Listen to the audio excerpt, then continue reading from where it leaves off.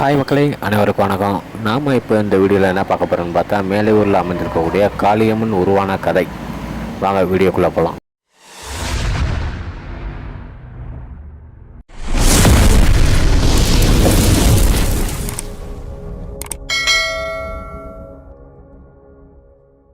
அன்றைய காலத்தில் மேலையூர் கிராமத்தில் மக்கள் வாழ்ந்து கொண்டு வந்தார்கள். அப்போது அங்கு உள்ள மக்கள் காலையில் காட்டு வேலைக்கு பார்த்துவிட்டு இரவானதும் வேகமாக தூங்கி விடுவார்கள்.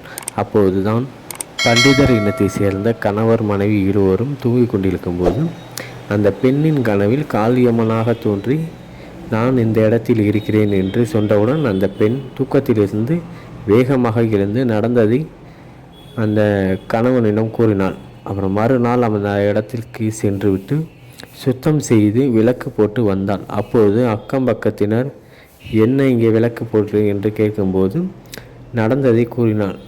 உடனே அக்கம் பக்கத்தினர் அப்படியா என்று ஒரு ஆச்சரியமாக பார்த்தவுடன் அதுக்கப்புறம் அந்த பெண் பீடமாக எழுப்பி விளக்கு போட்டு வழிபட்டு வந்தாள். அப்புறம் அக்கம் பக்கத்தினரும் சேர்ந்து விளக்கு போட்டு வழிபட்டார்கள்.